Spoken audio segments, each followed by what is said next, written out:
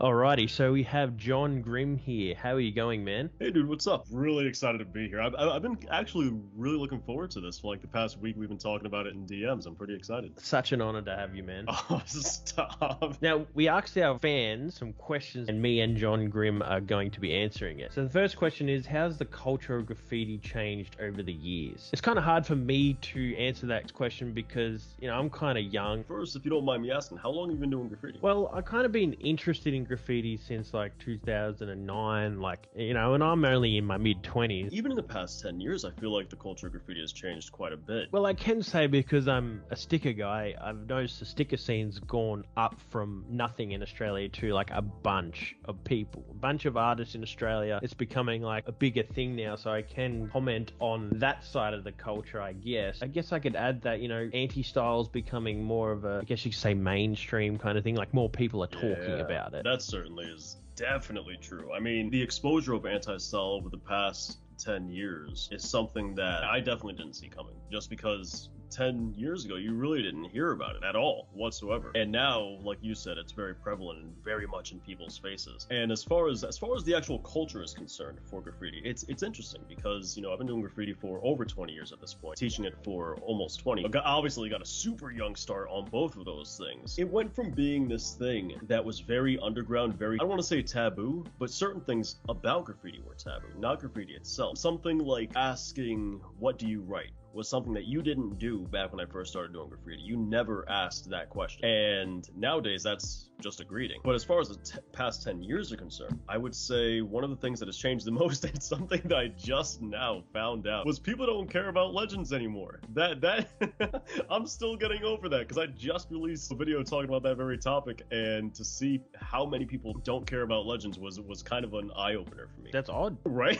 That's what I said. Because if we don't care about the legends in graffiti, what part of the culture do we even have left? The next question is, what is your favorite part of graffiti? For me personally, my favorite part of it is the griminess, the vandalism part of it. Not for me personally doing it, but seeing like an old building just completely trashed with throwies, nice uniform kind of throwies, mop tags, marker tags. There's so many different inks. It's like a hobby in itself, making your own mops, making your own markers, your own inks, the whole 9 yards, really getting into the nitty gritty of the whole entire thing. You kind of sent me down memory lane a little bit. My dad used to make markers back when I was, or actually before I was alive, but he would tell me about how to make markers back when I was a kid, because my dad was a graffiti artist, for anybody who doesn't know. While my favorite part personally is probably teaching graffiti nowadays, had you asked me that same question 10 years ago, I would have given the same answer you just gave right here. This next question is, what do you think of stickers? I actually used to do a lot of stickers. For, anyone who's kind of unfamiliar with my past, it's funny because, like I said, I've been doing graffiti for a little bit of time, and back when I very first started doing graffiti legally, I also did street art on the side, which is not something I ever really talk about. So I kind of did stencils. I got into,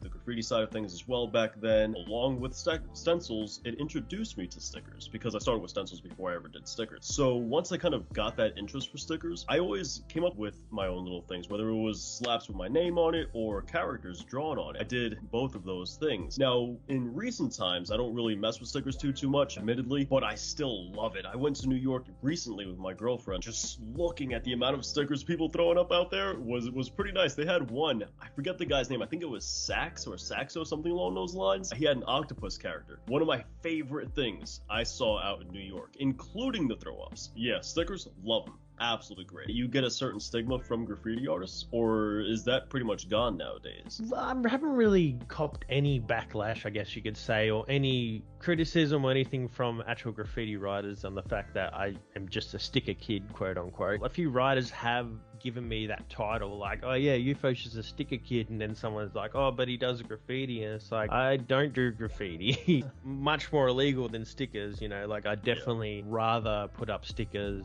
than attempt to do graffiti, because I don't know, it's just a social stigma around the graffiti part. How, I think I've mentioned it in a video, like what's more shocking to the public, seeing someone putting up a fat tag on a stop sign instead of just seeing some dude put a sticker up. Like, you're not going to be like, oh my god, he's putting a sticker up. It's like that guy's a little bit dramatic. I don't mind being called a sticker kid. It sounds kind of cool and at the same time, and I don't know, it's just always been what I love. It all started off with, well, it's less illegal or less frowned upon from the general public than actual graffiti, but I don't know, it's just a sticker thing is kind of who I am. Next question is, how would you find chill spots? And what do you consider a chill spot? To me, a chill spot is somewhere where you will not get caught. There's like a 99% chance you won't get caught. Any place that is like that is considered a chill spot for me. I think you pretty much said it best, right? A spot, if you ask me, a spot that you can kind of just hang out at all day and relax with your homies and, paint whatever it is you're going to paint, whether it's the side of an abandoned spot or whether it's, some abandoned train yard, whatever the case is. If you can go there in the day and hang out the entire time and not be bothered, that's a pretty chill spot. What is our opinions on common name using? Say for the example, Grim.